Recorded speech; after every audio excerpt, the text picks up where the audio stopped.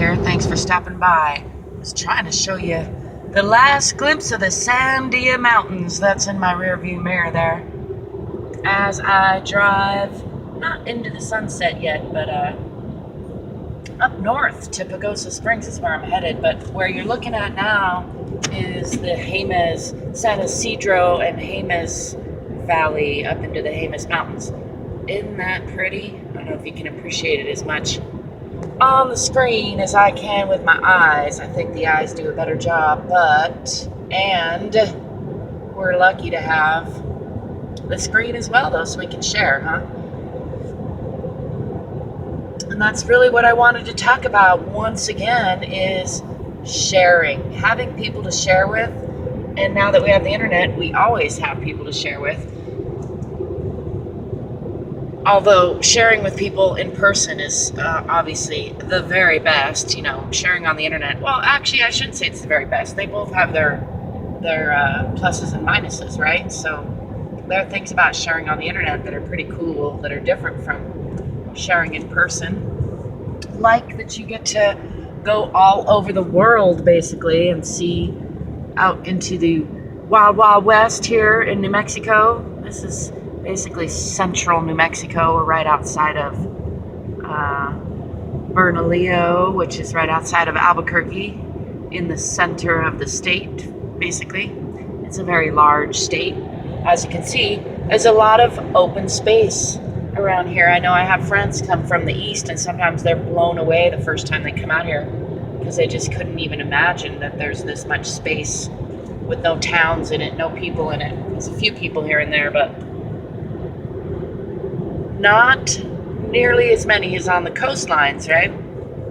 We humans, we like to conglomerate. Whoa, let's try to go the other direction with that fan because it's a little chilly. We like to hang out together, right? So most of us, and then some of us like the wild, wild west like this. But even back to my point about sharing, even in the wild, wild west where we like our space, it's still very nice to share, to have people to share with. And I just stopped by and dropped off some band equipment with my drummer friend who I play in a band with. And that reminded me how awesome it is to have people in my life that I get to share things with. I'm on my way up north to share a couple days off with a really good friend of mine. We're going to get some snow playing and some soaking in and some good eating and maybe even just watching TV, just some downtime. So some good conversation. I'm super looking forward to that.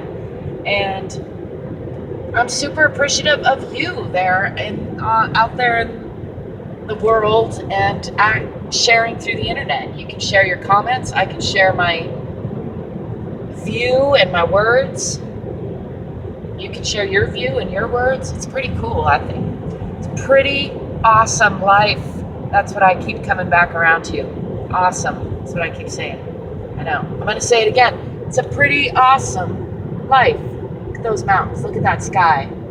Look at that open playa. It's not playa, that's beach.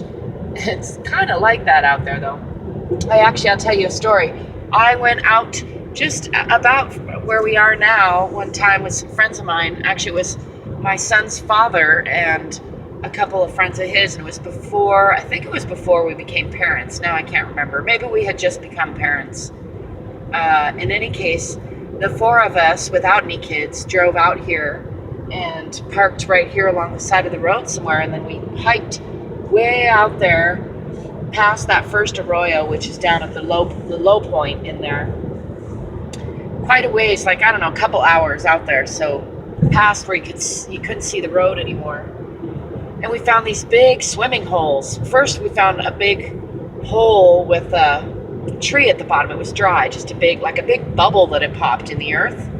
And then we found several, what I assume were holes like that, bubbles, but then they were full of super cold water. And I'm pretty sure it was part of an underground river network that's connected to what comes out maybe at the Pagosa River. And there's the Blue Hole, it's called, in Santa Rosa, which is, I don't know, like 100 miles east, maybe a little southeast of here. Any case, those we swam in a couple of those holes, and it was really spooky because there was a pretty strong current down deep, and the water was like 52 degrees or something, the same as it is in Blue Hole, like Earth core temperature, which is actually pretty cold to the human touch. It's funny, we think of the Earth as warm, and indeed it is compared to space, I think. And I guess, I don't know, I'm not a geologist, although I have been interested in geology, among other things, so I should know more about how that all works. Because, for example, there in the Jemez Mountains off there is still some volcanic activity, as far as not like lava coming out, but hot springs and rumbling. I've been up at this pumice mine where there's some kind of like wasteland, let's call it, for lack of a better word, although it's not that, but some people bought some land cheap after the pumice mine people. I don't know if you remember acid wash jeans. They're probably still out there. Anyway, a lot of pumice was mined for acid wash jeans, ironically. I use pumice for construction, and it's pretty awesome stuff. It's a volcanic product. Any case, the Jemez Mountains there is one place in North America that has an abundant supply, deposit of that. So it gets mined out of those mountains. And in one of those old mines that was no longer active and was just kind of scrapped out, the land was all kind of ripped up and mined and stuff. A bunch of hippies, one hippie named John Corbin bought that land, and then a bunch of other hippies lived up there, and several of us visited over the years. So I